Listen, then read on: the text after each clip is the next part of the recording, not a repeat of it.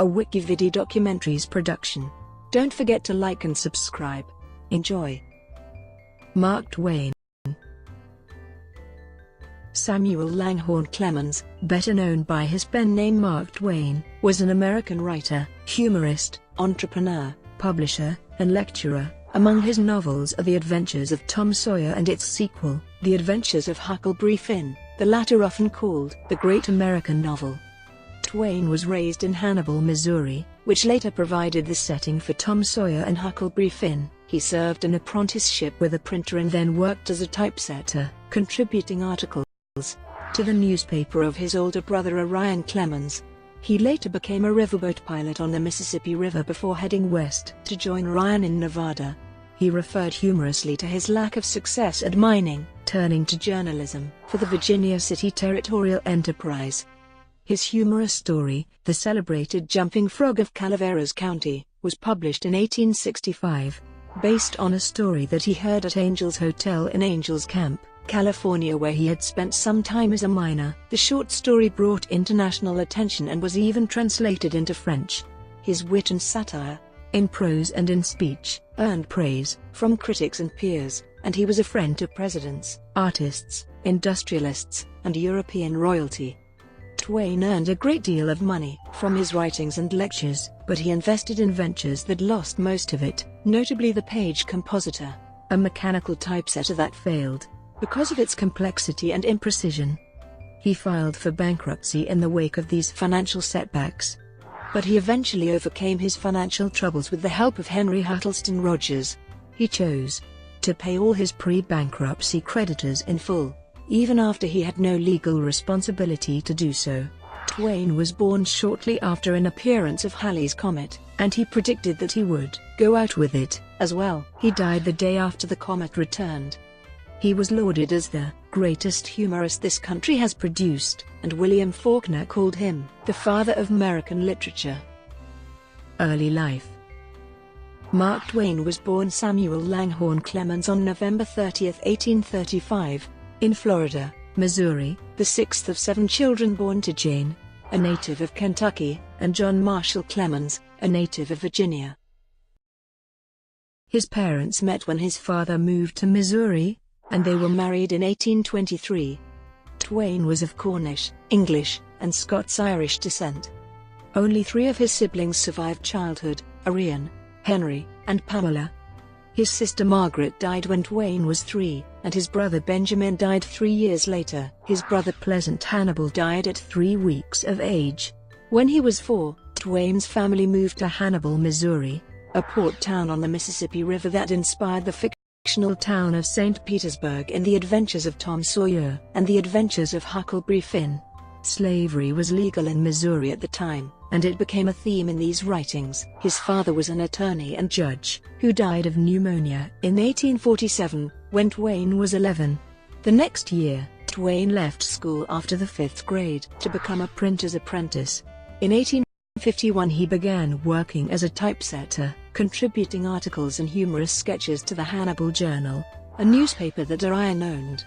When he was 18, he left Hannibal and worked as a printer in New York City, Philadelphia, St. Louis, and Cincinnati.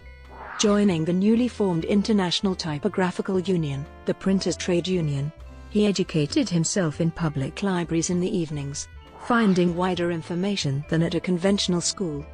Twain describes his boyhood in life on the Mississippi, stating that there was but one permanent ambition among his comrades: to be a steamboatman. Pilot was the grandest position of all. The pilot, even in those days of trivial wages, had a princely salary from $150 to $250 a month, and no board to pay. As Twain describes it, the pilot's prestige exceeded that of the captain. The pilot had to get up a warm personal acquaintanceship with every old snag and one-limbed cottonwood and every obscure wood pile that ornaments the banks of this river for 1,200 miles. And more than that, must actually know where these things are in the dark. Steamboat pilot Horace E. Bixby took Twain on as a cub pilot to teach him the river between New Orleans and St. Louis for $500, payable out of Twain's first wages after graduating. Twain studied the Mississippi, learning its landmarks, how to navigate its currents effectively, and how to read the river and its constantly shifting channels, reefs, submerged snags, and rocks that would tear the life out of the strongest vessel that ever floated. It was more than 2 years before he received his pilot's license. Piloting also gave him his pen name from Mark Twain, the leadsman's cry, for a measured river depth of 2 fathoms, which was safe water for a steamboat. While training, Samuel convinced his younger brother Henry to work with him.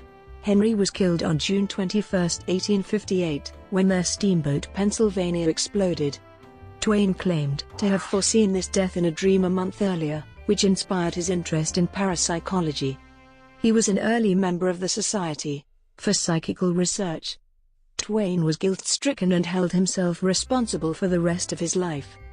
He continued to work on the river and was a river pilot until the Civil War broke out in 1861, when traffic was curtailed along the Mississippi River.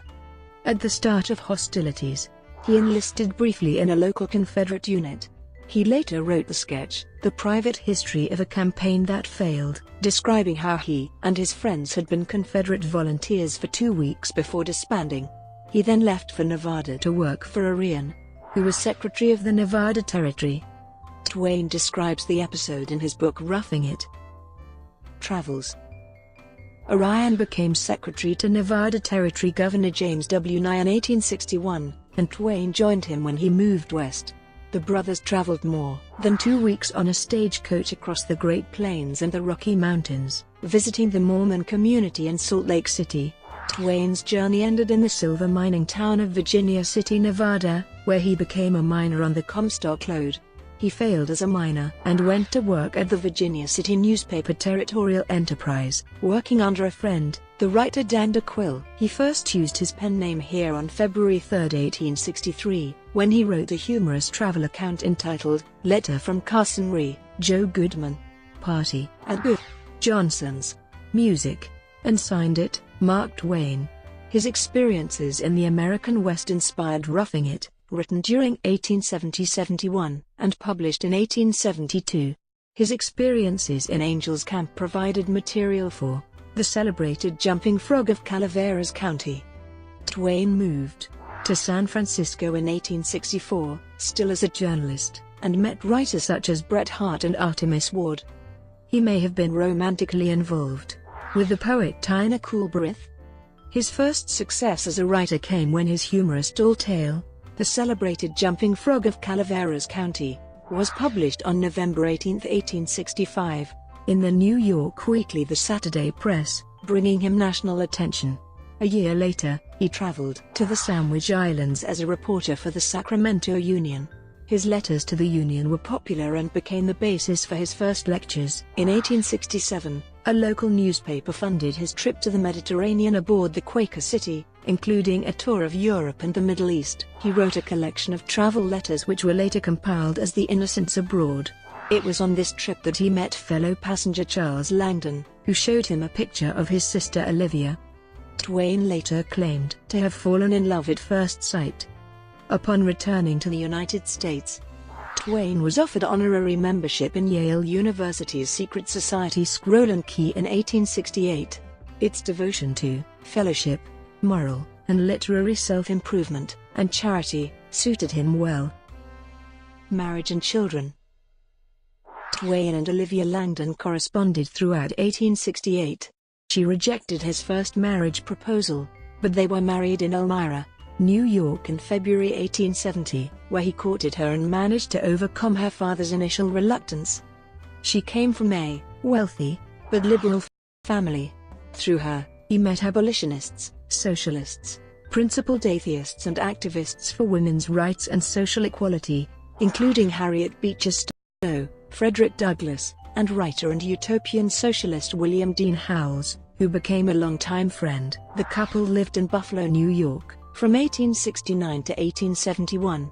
He owned a stake in the Buffalo Express newspaper and worked as an editor and writer. While they were living in Buffalo, their son Langdon died of diphtheria at the age of 19 months.